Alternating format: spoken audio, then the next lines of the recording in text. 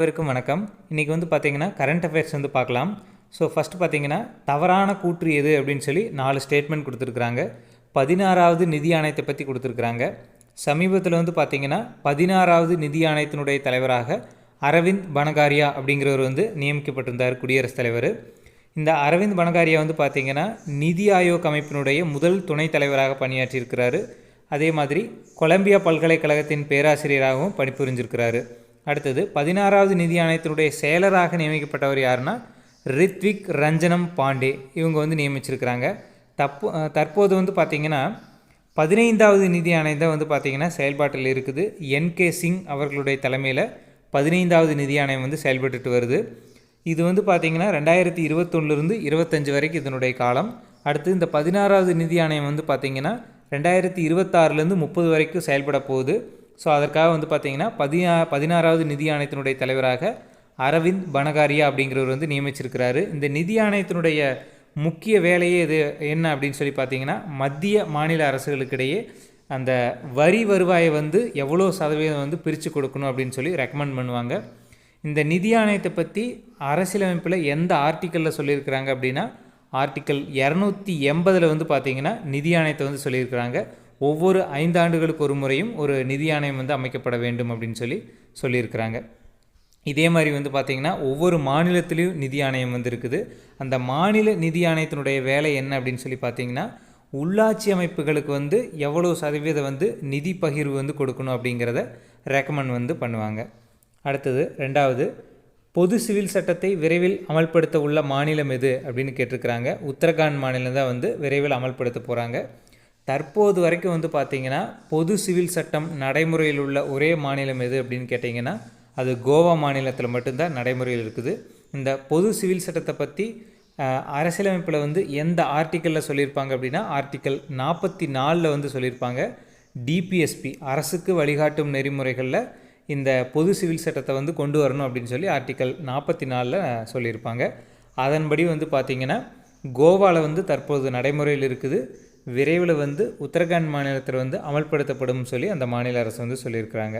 அடுத்தது, தமிழக வரலாற்றில் முதல் முறையாக தீயணைப்புத் துறையிலிருந்து IAS அதிகாரியாக தேர்வாகி இருப்பவர் யார் அப்படின்னு சொல்லி பார்த்தீங்கன்னா பிரியா ரவிச்சந்திரன் அப்படிங்கிறவங்க தான் தேர்வாகிக்கிறாங்க. இவங்க பார்த்திங்கன்னா குரூப் 1 ஆஃபீஸராக இருந்திருப்பாங்க. தற்போது இவங்களுக்கு மத்திய அரசு IAS அதிகாரியாக அவங்களுக்கு பதவி உயர்வு கொடுத்துருக்குறாங்க. அடுத்தது, குடும்ப அட்டைதாரர்களுக்கு பொங்கல் பரிசு தொகுப்பு வழங்கும் முறை எந்த ஆண்டு முதல் அமல்படுத்தப்பட்டு வருகிறது அப்படின்னு கேட்டிருக்கிறாங்க.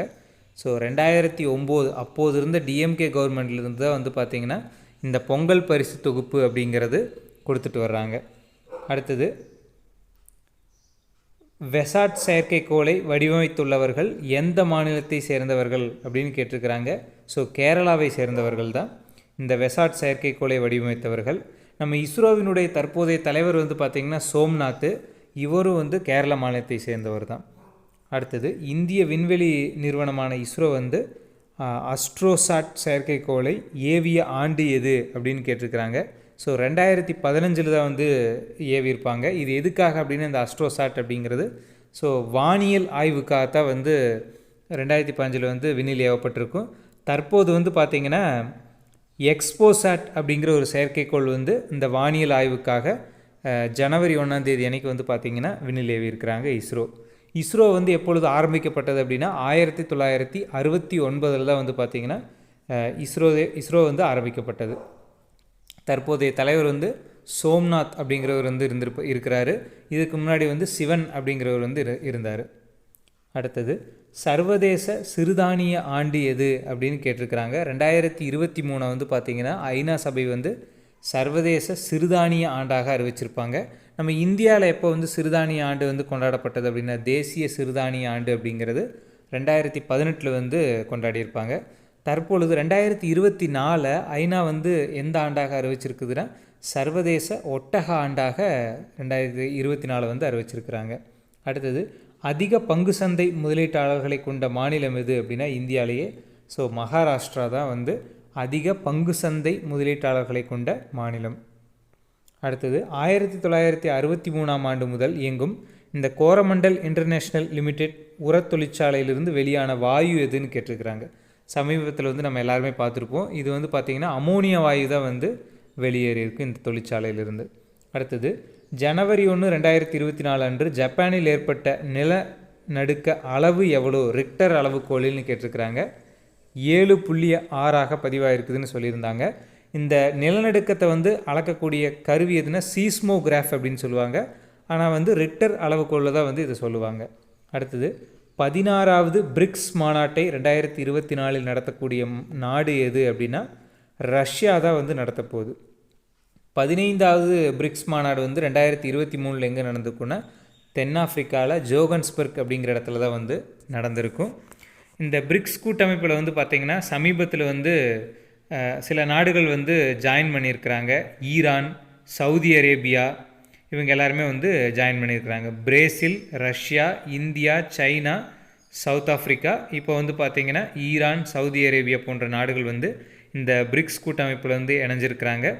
இந்த பிரிக்ஸ் கூட்டமைப்பினுடைய தலைமையிடம் எங்கே இருக்குது அப்படின்னா ஷாங்காயில் வந்து இருக்குது. இது வந்து சைனா, ஷாங்காய் சைனா தான் வந்து பிரிக்ஸ் கூட்டமைப்பினுடைய தலைமையிடம் வந்து வச்சுருக்கிறாங்க. அடுத்தது பிரிக்ஸ் கூட்டமைப்பில் தற்போதுள்ள மொத்த உறுப்பு நாடுகள் கேட்டிருக்கிறாங்க. மொத்தம் வந்து 10 நாடுகள் வந்து இருக்குது.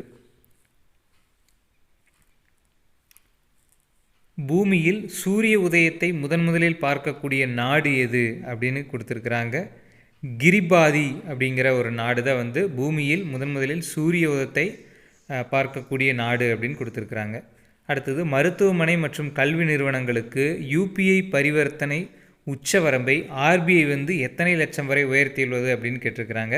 ஸோ இந்த ஜனவரி மாதத்துலேருந்து வந்து பார்த்திங்கன்னா யூபிஐ அந்த டிரான்சாக்ஷன் வந்து பார்த்திங்கன்னா 5 லட்சமாக ஆர்பிஐ வந்து உயர்த்தியிருக்கிறாங்க. இதுக்கு முன்னாடி வந்து பார்த்திங்கன்னா 1 லட்சம் தான் ஒரு நாளைக்கு வந்து இருந்துச்சு. இப்போ வந்து 5 லட்சமாக மாற்றிருக்கிறாங்க. ஸோ யூனிஃபைடு பேமெண்ட் இண்டெக்ஸ் அதான் யூபிஐன்னு சொல்லுவாங்க. இந்த national payment corporation of India தான் வந்து பார்த்திங்கன்னா இதை வந்து கண்காணிச்சிட்டு வர்றாங்க. So thank you.